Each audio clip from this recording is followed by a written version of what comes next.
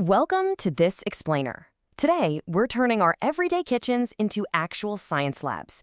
Because every time you turn on the oven or fire up the fryer, you might actually be setting off a fascinating and slightly alarming chemical mystery right on your dinner plate.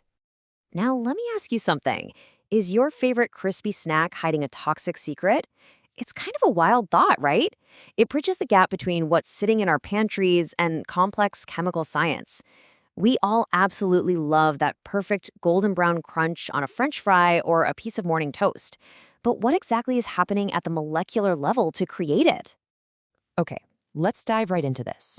In this explainer, we're going to start with a totally unexpected discovery. Look at the actual chemistry of cooking, unpack the real health risks, see which foods are involved, and wrap up with how you can easily reduce your exposure. Part 1. An unexpected discovery in Sweden, 2002. So our story actually starts outside the traditional chemistry lab.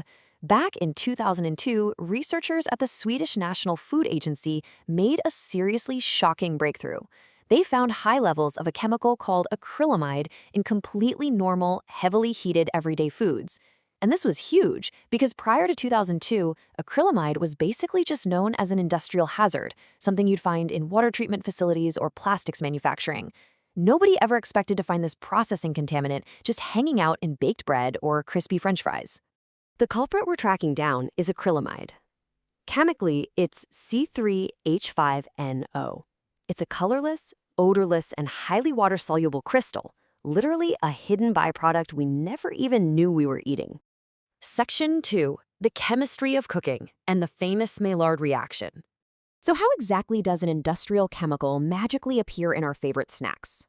Well, the answer lies in the Maillard reaction. Don't let the sciencey name throw you off. You've literally experienced this every single time you smell bread baking or hear a sizzle in the fryer. It's basically a non-enzymatic browning process that gives food its delicious flavor and golden color. But as it turns out, when an amino acid called asparaginine mixes with reducing sugars at high temperatures, the Maillard reaction kicks out acrylamide as a byproduct. Now, temperature is the absolute critical trigger here. Raw and boiled foods, they contain exactly zero acrylamide, none.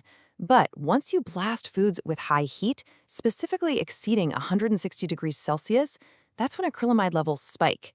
If you don't cross that high heat threshold, the chemical just doesn't form. Chapter 3. Health Risks and Truly Understanding the Danger. All right, so now that we know what's in our food, how worried should we actually be? Let's separate the hard data from the alarmist hype. It's totally true that in occupational settings, like if a factory worker breathes in or absorbs large amounts, acrylamide is a known human neurotoxin that disrupts the nervous system. But our dietary exposure is a completely different story. The amount we actually eat is such a remarkably low dose that we have a massive safety margin of greater than 250. That means the food we eat has a huge built-in buffer against causing any neurotoxic nerve damage. But, neurotoxicity isn't the only thing people worry about here. Acrylamide is heavily scrutinized because the International Agency for Research on Cancer actually classifies it as a Group 2A carcinogen, which means it's probably carcinogenic to humans. I know, that sounds incredibly scary, but before we panic and toss out our toasters, we really need to look at what the epidemiological evidence actually says. So the absolutely crucial context here is dosage. Yes, animal studies did show cancer, but that was at extremely high experimental doses, like 1 to 2 milligrams per kilogram of body weight every single day. Meanwhile, our actual human dietary intake, it's just 0.3 to 0.8 micrograms a day. That is thousands of times lower. And because of that massive gap, retrospective human studies in places like Sweden, Italy, and Switzerland have shown literally zero association between our dietary acrylamide intake and cancer rates. Section 4. Foods with acrylamide. Where exactly does it hide? Carb-rich foods are definitely the main hosts, but how they're processed changes everything. Potato crisps are way out in front at an average of 1,312 micrograms per kilogram. French fries follow up at 537, but compare that to something gently baked, like soft bread, which sits way down at about 50. Basically, highly processed, thin, deep-fried potato products are carrying significantly more of this compound than softer, baked goods. But when we look at our total dietary intake, it's not just about the concentration in a single potato chip. It's about how much of these foods we consume overall. Data from the Norwegian Food Agency shows that coffee, potato crisps, French fries, and bread contribute the most to our total mean intake. And get this, because of the sheer volume we drink, coffee actually leads the pack for adult exposure. Turns out, roasting those beans creates the absolute perfect environment for acrylamide to form. We've got to look at different age groups too. For kids aged 9 to 13, potato crisps are actually the largest single source of their acrylamide intake. And this is a really important detail because kids tend to eat more of these specific snacks, and since they have smaller body weights, they're facing an exposure level 2 to 3 times higher than adult consumers. Chapter 5. Reducing exposure through practical steps. Okay, the good news. Science and the food industry are actively engineering their way out of this problem, and they found some highly effective interventions that happen long before a potato ever reaches your plate. First off, agriculturalists can select raw materials that just naturally have lower reducing sugars. Second, simply storing potatoes above 8 degrees Celsius stops those sugars from spiking. And third, on the processing side, keeping the finished frying temperature of French fries strictly below 175 degrees Celsius keeps that Maillard reaction in check. By intervening early, the risk is massively mitigated. And this brilliantly illustrates the power of applied science.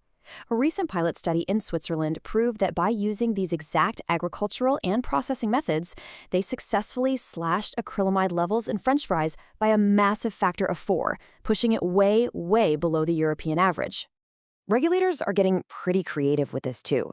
Instead of slapping down rigid, immediate legal limits that could totally disrupt the food supply, we're seeing things like the German minimization concept. This is a super dynamic approach where authorities group foods together, find the 10% most contaminated products in that group, and set what they call a signal value. If a product hits that value, authorities step in and talk directly with the producers to tweak their recipes or cooking temps. It's a really smart, organic way to aggressively push down average contamination across the whole market. Now, as we balance all this info, it's absolutely vital to remember the official guidance. The World Health Organization puts it perfectly. Foods should not be cooked excessively, but thoroughly to destroy pathogens. So yes, we definitely want to avoid burning or overly browning our toast to keep acrylamide low. But please do not undercook your food. We still absolutely need enough heat to destroy harmful bacteria and keep foodborne illnesses at bay. So the next time you drop a slice of bread in the toaster or heat up some oil for fries, you'll know exactly the chemistry happening right there on your counter. Which leaves us with this. How are you going to change your cooking habits to protect your plate? By just managing your heat and going for golden yellow finish instead of a dark brown crunch, you can still enjoy all your favorite foods safely. Thanks for hanging out with me for this explainer, and stay curious.